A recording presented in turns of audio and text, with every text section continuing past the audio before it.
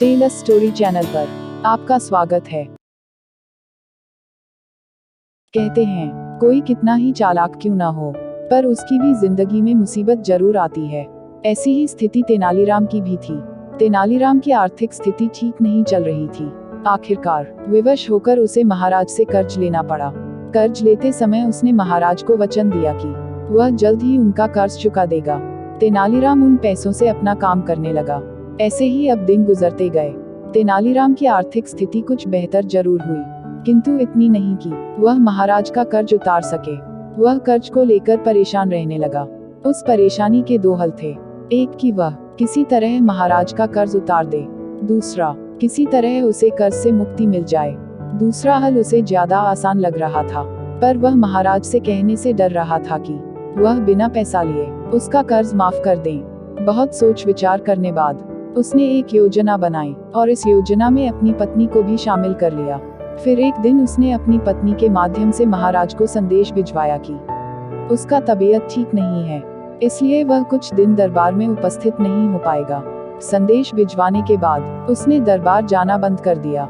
कई दिन बीत गए। तेनालीराम के दरबार न आने पर महाराज को चिंता हुई कि कहीं उसकी तबीयत अधिक खराब तो नहीं हो गया है। उन्होंने तेनालीराम के स्वास्थ्य की जानकारी लेने उसके घर जाने का निर्णय लिया और वह उसको देखने एक शाम उसके घर पहुंच गए। पत्नी ने जब महाराज को देखा तो तेनालीराम को इशारा कर दिया और तेनालीराम जल्दी से जाकर बिस्तर पर कंबल ओढ़कर लेट गया।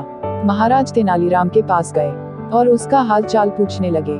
तेनालीराम तो कुछ न बोला, लेकिन उसकी पत्नी बोल पड़ी कि महाराज, जब से इन्होंने आपसे कर्ज लिया है तब से परेशान रहते हैं। आपका कर्ज चुकाना तो चाहते हैं, लेकिन चुका नहीं पा रहे हैं। कर्ज के बोझ की चिंता इन्हें अंदर ही अंदर खाए जा रही है।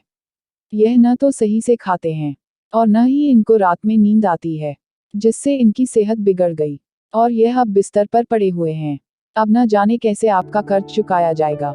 राजा हंसते हुए कहते हैं, अरे इतनी सी बात की चिंता करने की क्या आवश्यकता है। चलो मैं तुम्हें कर्ज के बोझ से मुक्त करता हूँ। तुम कर्ज चुकाने की चिंता छोड़ो और जल्दी से ठीक हो जाओ। महाराज तेनालीराम को सांत्वना देते हुए कहते हैं। ये सुनते ही तेनालीराम कंबल फेंक तुरंत उठ बैठा और मुस्कुराते हुए बोला, आपका बहुत बहुत धन्यवाद महाराज। तेनालीराम को स्वस्थ देख महाराज पहले अचंभित हुए, फिर बहुत क्रोधित भी हुए और बोले, ये क्या तेनालीराम, तुम तो स्वस्थ हो, इसका अर्थ है कि तुम कर्ज से मुक्त होने के लिए बीमारी का बहाना कर रहे थे। तुम्हारी इतनी हिम्मत कि तुम अपने महाराज को ही धोखा दिए हो। तुम दंड के पात्र हो। तेनालीराम ने हाथ जोड़ लिए और भोलेपन से बोला, महाराज मैंने कोई बहाना नहीं किया।